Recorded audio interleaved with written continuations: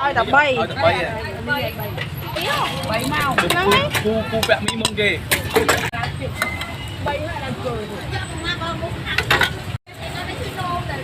Không nôm mới nôm là khao đấy.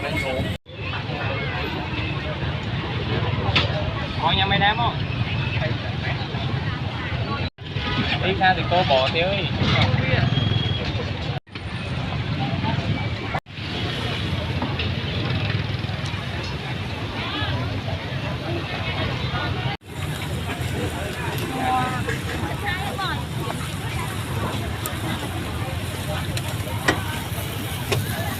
Nghe luôn phay rồi.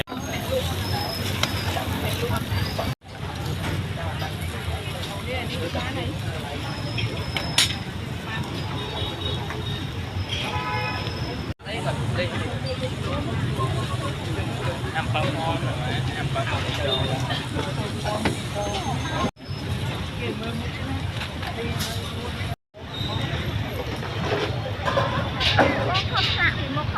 À, ok. Ok.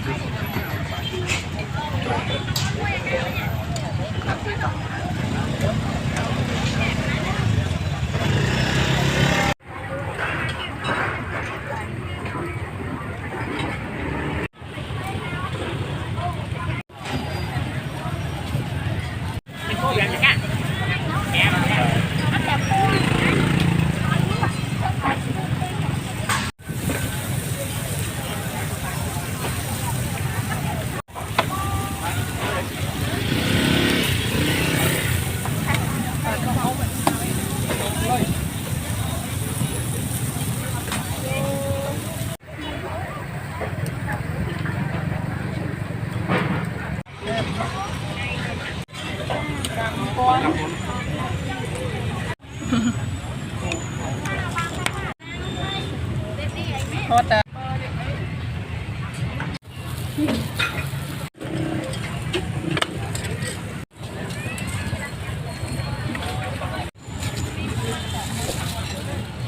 Này phải nghe hả? Ê, chuột thằng nào mua gì?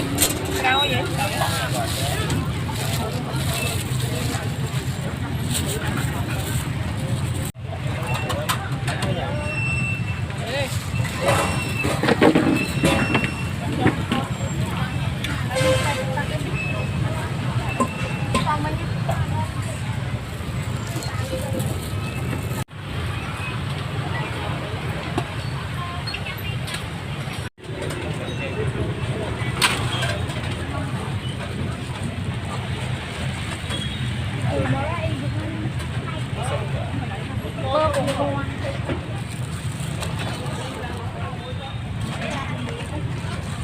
Chê nó kia còn món đó nè.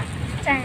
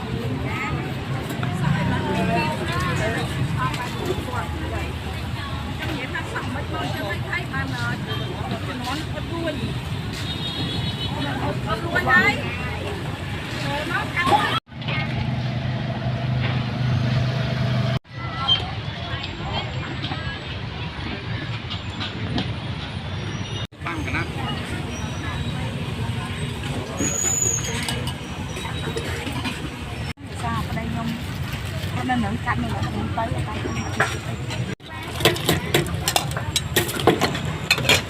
không là lại yếu rồi tôi cho tụi mình concert giờ tay tụi mình concert lại tụi biết đấy tôi tập không biết nhóm chứ một ban tôi bị thiệt kìa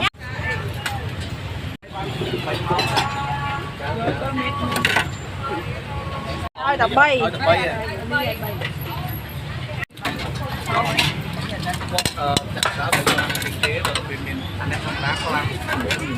ô nóยังไม่แต่เมื่อทานคลายเอาออกใบสอบแถมผมไว้เมาไงอ่ะใบเมานั่นไง cu vẹn mỹ mông kì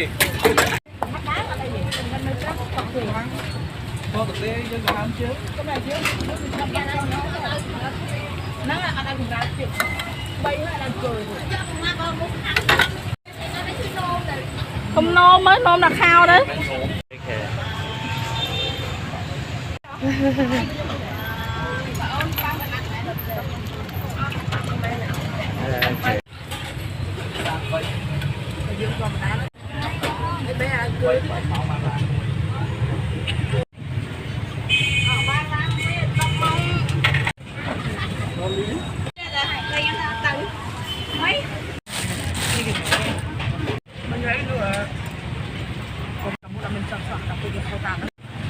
của anh theo hoa thật lòng tấm áo của bạn ơi